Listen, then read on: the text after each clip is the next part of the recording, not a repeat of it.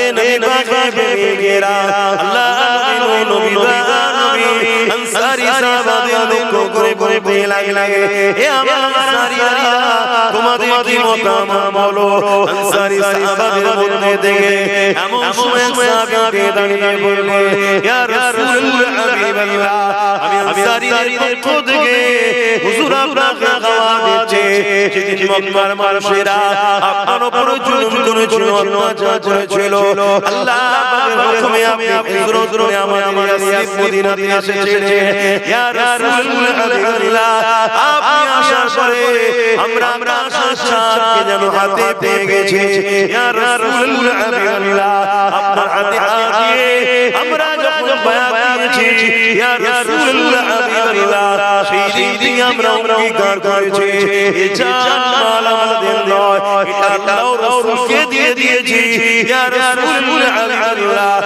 যেমন খুশি আপনি খরচ করবে হুজুর আপনি কি বলছেন আপনি কেন আমাদের জিজ্ঞাসা করছেন হুজুর হুকুম করে মানুষকে কেন ভয় করবে হতে পারে তাদের সংখ্যা 1000 তাদের হাতে অস্ত্র থাকতে পারে কিন্তু তারা তো মানুষ ইয়া রাসূলুল হাবিবাল্লাহ আমরা আল্লাহ ছাড়া অন্য কাউকে ভয় করি না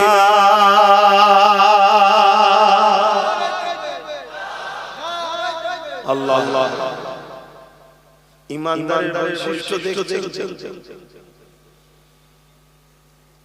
আজকের দিনও লড়াই আগামী দিন হচ্ছে আরো হবে আগামী আরো ভয়ানক হবে জালিমদের হাতে অস্ত্র থাকবে জালিমদের পাওয়ার বেশি থাকবে জালিমদের হাতে অনেক ক্ষমতা থাকবে জালিমরা দিনের দুশমনি করবে দিনের পক্ষে দাঁড়িয়ে জালিমদের মোকাবেলা আমাদেরকে করতে হবে না জোরে বলো কিন্তু তখন যদি বলে হুজুর ওদের হাতে অস্ত্র আছে ওদের হাতে পাওয়ার আছে ওদের লোক বেশি ওদের সংখ্যা বেশি এটা কি ঈমান হয় ঈমানদারদের কাজ আল্লাহর নামে জানকে কুরবান করা জোরে বলে সুবহানাল্লাহ বিজয় তো আল্লাহ দেয় ঈমানদারের কাজ তো বিসমিল্লাহ বলে আগিয়ে যাওয়া আমার জওয়ানেরা তরুণেরা এ নবী পাকের প্রেমিকেরা আল্লাহ নবী বড় খুশি হয়ে গেলেন নবী আমার পৌঁছে লাগে এ আল্লাহ এই সবেরা মুসলমান হয়েছে আমি রাসূলুল্লাহ হিদায়াত জানতে চাইলাম এরা আপনাকে আমাকে ভালোবাসে এরা আমার জন্য জীবন কুরবান করতে চায় আজ তোমার দাদা দাদি নানা নানি সবাই মুসলমান কিন্তু দুঃখের বিষয় আজ কোন মুসলমান মসজিদ মাদ্রাসা ওয়াকাফে দুশমনদের বিরুদ্ধে লড়াই না করে তাদেরকে যদি পক্ষপাতিত্ব করে তাহলে বড় বড় বিষয় বলতে হয় সে মুসলমান চিটেওয়ালা মুসলমান তার মধ্যে ঈমান নাই কেন যে মসজিদ মাদ্রাসা দিনের দুশমন হবে আরে দুশমনকে যে সাপোর্ট করবে তার মধ্যে ঈমান থাকতে পারে না হে যুবকেরা মেরা বাপেরা আল্লাহ নবী দয়ার নবী কতটা কষ্ট করেছে ইসলামের জন্য কতটা কষ্ট করেছে দ্বীনের জন্য আল্লাহ নবী 313 সাহাবাকে নিয়ে এমন করে রওনা দিলে যেতে যেতে বদর স্থানেতে আবু জেহেল ভাইয়ের সঙ্গে দেখা হয়ে যায় আবু জেহেল ভাইকে আল্লাহ নবী থামতে বললে তারা থেমে গেল আল্লাহ নবী লড়াই ছাড়া তাদের সঙ্গে চুক্তি করতে চাইলো পরামর্শ করতে চাইলো হে আবু জেহেল আমি মুহাম্মদ রাসূল মক্কা ছেড়ে চলে এসেছি কেন তোমরা বাড়িয়ে মদিনার উপর জুলুম করতে এসেছো কেন তোমরা এই অত্যাচার করছো আবু জেহেল বলতে লেগেছে মুহাম্মদ রাসূলুল্লাহ দিকে মাত্র 313 জন রয়েছে আর আমার দিকে 1000 জানার উপরে সৈন্য রয়েছে আমরা সবাই ঘোড়ার পিঠে আমরা সবাই উটের পিঠে রয়েছি আমাদের হাতে অস্ত্র রয়েছে আর মুহাম্মদ রাসূলুল্লাহ সংখ্যাও যেমন কম তাদের হাত খালি রয়েছে এই সুযোগে মুহাম্মদ রাসূল সহ 304 জনকে মেরে দেওয়া যায় এই আসমানের নিচে জের উপরে আল্লাহর পক্ষে বলা থাকবে না এ জানেরা এ জানেরা তোরা জানিস না ইসলাম কি জিনিস আমার রাসূলুল্লাহ এই কথা বলে শুনতে চাইছে না এই সময় আমরা রাসূল নূর নবী নবীকে আবু জেহেল বলতে লাগলো হে মুহাম্মদ হয় তোমাকে আমার বলে আসতে হবে নচেত আমাদের কাফেরাই লুটতে হবে দুটো রাস্তা আজকে ভারতের মুসলমানদের জন্য এই অবস্থা হয় ইসলাম ছেড়ে দিতে হবে আর না হয় আমাদেরকে লড়াই করতে হবে তৃতীয় কোন রাস্তা আমাদের কাছে নাই কি করবে লড়াই করে ইসলাম আমি জানতে চাই ঠিক বলছি পারবে কণ্ঠ থেকে আওয়াজ হচ্ছে লড়াই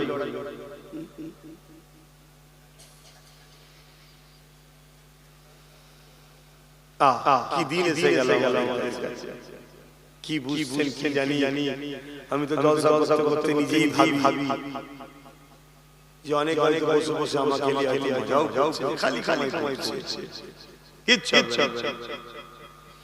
আমার রাসূল পাক সাল্লাল্লাহু আলাইহি ওয়াসাল্লাম যা ভবিষ্যৎবাণী করে গেছে তোমরা জানো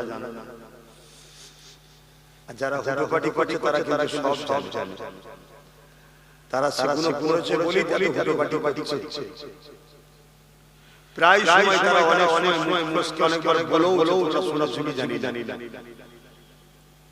আলহামদুলিল্লাহ আমরা পড়েছি কিন্তু সে সমাজ নেই যাদের কাছে আলোচনাটা সে পরিবেশ নিয়ে আসে সমাজও নেই যাদের কাছে আলোচনাটা তাই করতে পারে আল্লাহ রাসূল সব বলে গেছে যা সেই এতটুকু শুধু শুনে রাখো পায়ের যে গাঁট আছে টাকনু উঁচু করা ধৌত করতে হয় ওই গাঁট পর্যন্ত মুসলমানদের রক্ত ডুবে যাবে এত মার মুসলমানকে আর এর জন্য দোষী আমরা নিজেরাই আমরা মুনাফিক চিনতে পারছি না আর ইসলাম বারবার মুনাফিক ঘোষণা দিয়েছে আমার রাসূল বারবার মুনাফিক বলেছে আমার রাসূল এটাও বলেছে প্রকাশ্য দুশমন ইসলামের যে তার থেকে অনেক বেশি কঠিন আযাবে আল্লাহ মুনাফিকদের দেবে এরপরও আমরা মুনাফিক চিনতে না কি আমাদের একটু মিষ্টি হেসে দিয়ে একটু কিছু ডাল ভাত খাইয়ে দেয় মাছ গেলে টাকা পাঠিয়ে দেয় একটু আলু পেঁয়াজ তেল দিয়ে দেয় আমরা মনে করি এটা আমাদের আপন আমরা একবার ভাবি না যে আমাদের এই আপন সেজে আমাদের ভিতরে যে সুপার পাওয়ারটা আছে যেটা পরমাণবিক শক্তি থেকেও শক্তি সেই ঈমানটাকে দাঁড় করছে কেন যতদিন আমাদের ঈমান আছে জান যতদিন হবে চালওয়ালা ততদিন আমাদের গুরু থাকবে সবাই আমাদের পিঠে হলো বলবে কি লাইন আর যেদিন ওই ঈমান চলে যাবে ঝাঁটা ঝেঁটিয়ে বার করবে কি চিটেকে ঝাঁটা করে না বার করে একটু বল তে এই ধানটা থেকে চালটা ঈমান মুসলমানদের মধ্যে আছে এটাকে বার করার জন্য অনেককে দরদি সেজে আমাদের আমাদেরকে আমাদের আপন আর আমরা সেই দরদিকে আপন মনে করে তার সাথ দিচ্ছি তাকে সহযোগিতা করছি তার উপরে নিজের কওমের ভাইকে গাল দিচ্ছি তার হয়ে নবী বংশের আওলাদদের ছোট ছোট কথা বলছি, তার হয়ে নিজের ভাইয়ের নামে কেস করছি, তার হয়ে নিজের ঘরের নিজের ভাইয়ের ঘর ভাঙছি, তার হয়ে নিজের কওমের বেটিদের নামে মিথ্যাচার করছি, তার হয়ে নিজের কওমের বেটিদেরকে উলঙ্গ করে দিচ্ছি, সব করছি তার হয়ে। অথচ সে ভেতরে আমাদের শরীরের পাওয়া ঈমানটাকে বার করছে, হারাম খাদ্য খাইয়ে ভুল রাস্তায় নিয়ে গিয়ে আমাদেরকে গানে যাত্রা ফাংশনে খেলা লালায় গিয়ে আমাদের ঈমানকে কত দুর্বল করে প্রকাশ্য দুশমনের সামনে আমাদেরকে আস্তে আস্তে দিয়ে দিয়েছে।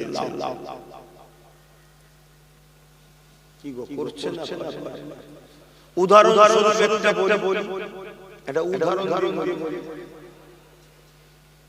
আপন সেজে দরদি হয়ে বলল ওয়াকাফ আমি থাকতে কিছু হবে না, বলেছিল না? লাস্টে সেই ওয়াকাফটার আইনটা মেরে এই হচ্ছে বন্ধু সেজে মুনাফিক, আর প্রকাশ্য দুশমনকে ওই যে মাথায় বসে। ঠিক আমাদের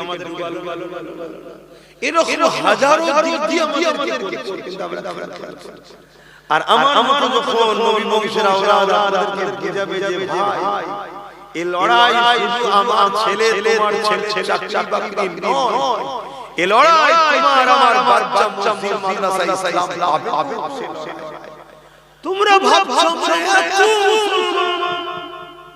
এত খুশি, তোমরা তো জানো না স্পেনের ইতিহাসের খবর। স্পেনে 800 বছর আমরা রাজত্ব করেছিলাম। আজকের দিনে স্পেনে যাও, যত বড় বড় অফিস আদালত সিনেমা হল যারা হল দেখবে ওগুলো একটাই মাদ্রাসা, সব দখল হয়ে সেগুলো সব সিনেমা হল অফিস আদালত করে দিয়েছে। আর মুসলমানকে গণহত্যা করে মেরেছে। এই যে পয়লা ফেব্রুয়ারি, পয়লা এপ্রিল বলে না, মানে বোকা বানানোর দিন কি বলে? পয়লা বলবেন তো? পয়লা তো বোকা বানাবো বলেন না? এপ্রিল ফুল তার মানে বোকা বানানো। অ্যাকচুয়ালি ইতিহাসটা কি জানো? এর ইতিহাস জানো? মানে মুসলমানের ছেলেরা এপ্রিল করে কতটা কলঙ্ক জাতের চিন্তা করো। এ জানি না পয়লা কি হয়েছিল। পয়লা এপ্রিলে স্পেনে কয়েক লক্ষ, একদিনে কয়েক লক্ষ নারী, শিশু, মুরব্বি, যুবক সবাইকে হত্যা হয়েছিল বোকা বানিয়ে। স্পেনের রানী বলেছিল যারা বাঁচতে চাও মসজিদের মধ্যে ঢুকে যাও, আর নারী পুরুষরা এই নারী আসুরা জাহাজে যাও, বাইরে চলে যাও। মুসলমানরা ভাবতাই মসজিদে ঢুকে গেল, মসজিদের তালা লাগিয়ে দেওয়া হলো। আর যারা জাহাজে উঠেছিল জাহাজ আগে থেকে তো ছিদ্র করা ছিল। হাজার শয়ে জাহাজে হাজার বাচ্চা নদীতে ডুবে এক মুহূর্তের মধ্যে তাদের চিৎকার চেঁচামেচি লাখো ঠান্ডা হয়ে গেল। ওদিকে মসজিদের মধ্যে যারা ছিল তাদের আগুন দিয়ে মত পুরানো হয়েছিল। এই পয়লা এপ্রিল, এই যে বোকা বানিয়ে মুসলমানকে মেরেছে, এটা হলো এপ্রিল ফুল। আমাদের মতো আমাদেরকে বোকা বানিয়ে মারছে, এপ্রিল ফুলি বানাচ্ছে। কথা বুঝে আসছে? কিন্তু আমার ভাই চলবে না। আমার কওমের একটা অংশ এখনো লিচ্ছি, তারা এখনো সমালোচনা করছে। আছে না? তাহলে কি বলা না, কে নেবে না আশা করে আমি বলছি না। আমি বলছি আমার আল্লাহকে শুকর করার জন্য, আল্লাহ আমি দিচ্ছি। ও প্রকাশ্য দুশমন, কেন্দ্র সরকার মোদি আমাদের প্রকাশ্য কি বলে দুশমন। আমরা চিনি যে দুশমন আমাদের, তাই তো নাকি অমিত শাহ বন্ধু নাকি? হ্যাঁ দুশমন সন্দেহ আছে। তুই বসি তখন বস দেখি জিজ্ঞেস তাহলে প্রকাশ্য দুশমন আমরা। কিন্তু এইটাকে আমরা দুশমন মনে করেছিলাম। বলুন একটা সময় তো আমিও অপমান করেছিলাম, কিন্তু আমি আগে বুঝতে পেরেছি আপনারা দেরি করেছেন। কিন্তু ভুল হয়েছে বলুন, ভুল হয়েছে তো ভুল তারা করেছে, আমরা এই ভুলের আশ্রিত কাদেরকে করতে হবে? আমাদের। তবে আল্লাহ সাহায্য পাবেন। জাল্লা আমরা আমরাই এই মুশরিককে দূর হটাবো ইনশাআল্লাহ। আল্লাহ আহারে আমরা সহজে পাওয়ার জন্য এতটা গুরুত্ব আমাদের নাই। ওই সময় বদরের জমিনে আল্লাহ রাসূলকে যখন একটু কথা বললো, নবী সাহাবাদেরকে বলতে লাগলেন, হে সাহাবারা, এদের প্রথম নম্বর কথা তো কোনোভাবে মেনে নেওয়া যাবে না। কারণ এরা অন্যায় করে, এরা তাওহীদের বিরুদ্ধে, এরা শিরক করে, এরা জুলুম করে, অন্যায় করে, এরা অত্যাচার করে। দ্বিতীয় নম্বর কথাটা হলো, এরা মোকাবেলা করার যখন ইচ্ছা আমাদেরকে দিলে দাঁড়াতে হবে। এ বাবা সাহাবারা, তোমরা বাবা কাদের নিভে যাও। সাহাবারা বলতে লাগলেন, ইয়া রাসূলুল্লাহ, আমাদের হাত খালি, ওদের হাতে অস্ত্র রয়েছে। আল্লাহ নবী বললেন, বাবা সাহাবারা, খাজুরের ডালে বিসমিল্লাহ বলে উঠিয়ে না। হকের যদি থাকো বিসমিল্লাহ বলে আগিয়ে যাও। তাতে যদি আল্লাহ তোমার ওই দিন রাখি, আমার যদি রাখি মৃত্যু হবে। কিন্তু আল্লাহ পক্ষে ছিলাম, এটা প্রমাণ দিতে পারবে। এনে জানেনা হে নবী বলকে প্রেমিকেরা, আল্লাহ নবী সাহাবা খাজুল্লাহ আল্লাহ নবী কাতার দেখতে লেগেছে। যুদ্ধের রণকৌশল নবী আমার সাজে তৈরি করছে।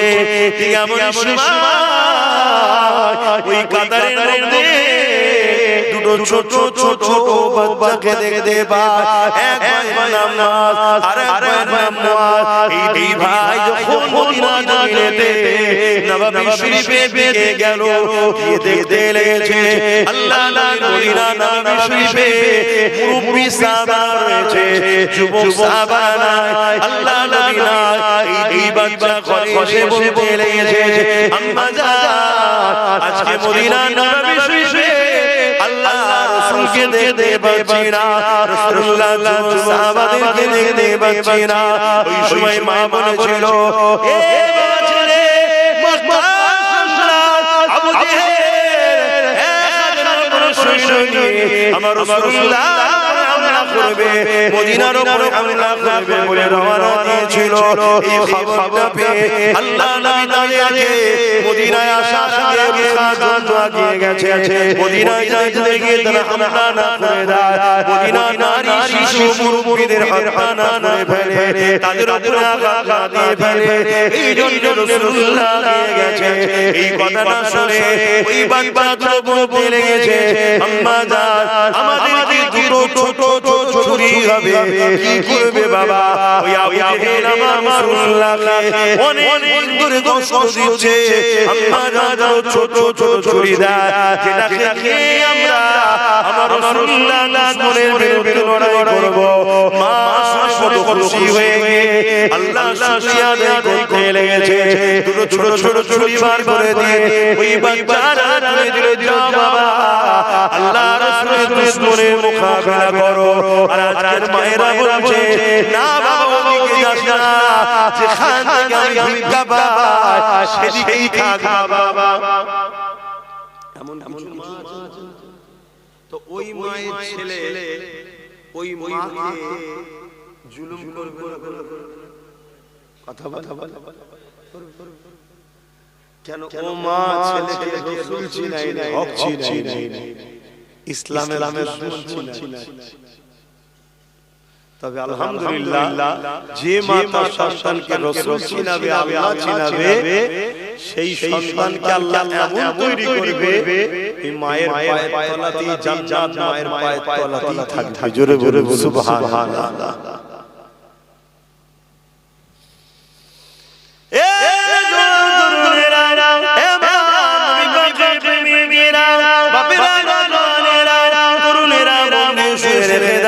আল্লাহ নবী যখন এই বাচ্চাগুলো শুনে এসে